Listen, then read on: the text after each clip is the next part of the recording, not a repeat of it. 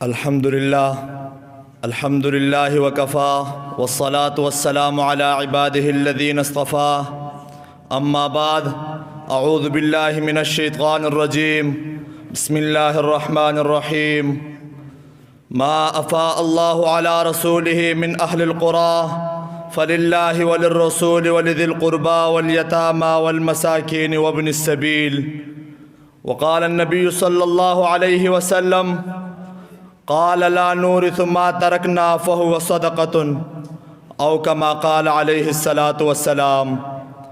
میرے قابل صد احترام و تکریم علماء کرام، طلباء عظام اور میرے دھرتی کے غیور اور عقیدت مند دوستو، آج میں آپ حضرات کے سامنے مسئلہ فدق کے موضوع پر لب گشائی کرنے کی جسارت حاصل کر رہا ہوں۔ ارباب علم و دانش، فدق ایک شہر کا نام تھا جو مدینہ منورہ سے 180 کلومیٹر کے فاصلے پر واقع تھا۔ 7 ہجری میں جب خیبر فتح ہوا تو یہود فدق نے مرغوب ہو کر نبی کریم صلی اللہ علیہ وسلم کی اطاعت قبول کر دی، اور اراضی فدق کی آمدنی سے نبی کریم صلی اللہ علیہ وسلم اپنے گھر کے اخراجات اور حضرت علی کے گھر کے اخراجات الگ کر لیتے تھے، باقی ماندہ کو مساکین مدینہ اور یتامیٰ پر خرچ کرتے تھے۔ اس جہاز سے روانگی کے وقت آپ صلی اللہ علیہ وسلم نے اسے اللہ کی راہ میں وقف کر گئے۔ اس کے بعد حضرت ابو بکر صدیق خلیفہ بنے تو حضرت فاطمہ نے ان کے دربار میں قاصد بھیجا کہ فدق کی زمین جو میرے بابا جان کی میراث ہے اس سے مجھے حصہ دیا جائے، تو اس پر ابو بکر صدیق نے فرمایا کہ میں نے آپ کے والد یعنی حضور صلی اللہ علیہ وسلم کو یہ فرماتے ہوئے سنا ہے، نحن معاشر الانبیاء لا نورث ما ترکنا فهو صدقۃ، ہم پیغمبروں کی جماعت ہے، کسی کو اپنا وارث بنا کر نہیں جاتے، جو کچھ ہم چھوڑ جاتے ہیں وہ اللہ کی راہ میں وقف ہو جاتا ہے۔ میرے دوستو، حضور صلی اللہ علیہ وسلم نے جہان فانی سے روانگی پر علم شریعت اور علم اسراری شریعت اپنے وارثوں کے لیے چھوڑا ہے۔ دنیا کی چیزوں میں حضور صلی اللہ علیہ وسلم نے کوئی چیز میراث میں نہیں چھوڑی۔ اس بات کی دلیل اصول کافی باب العالم والمتعلم صفحہ نمبر 8 پر دیکھیے، عن ابی عبداللہ قال قال رسول اللہ صلی اللہ علیہ وسلم ان العلماء ورثۃ الانبیاء ان انبیاء لم یورثوها دینارا ولا درہما ولكن اورثوا العلم فمن اخذ منه اخذ بحظ وآخر۔ انبیاء کے وارث علماء ہی ہے، کیونکہ انبیاء کسی کو دینار و درہم کا وارث نہیں بناتے، لیکن علم وراثت میں دیتے ہیں۔ جس نے ان کے علم سے حصہ لیا اس نے اچھا حصہ پا لیا۔ اور حضرت فاطمہ نے جب یہ حدیث سنی تو پھر میراث کا مطالبہ نہ کیا، لیکن اہل تشیع صدیق اکبر پہ اعتراض کرتے ہوئے کہتے ہیں کہ صدیق اکبر نے بی بی فاطمہ کا حصہ غصب کیا، اور یہ بھی کہتے ہیں کہ صدیق اکبر نے نعوذ باللہ اپنی طرف سے یہ حدیث گڑھی ہے۔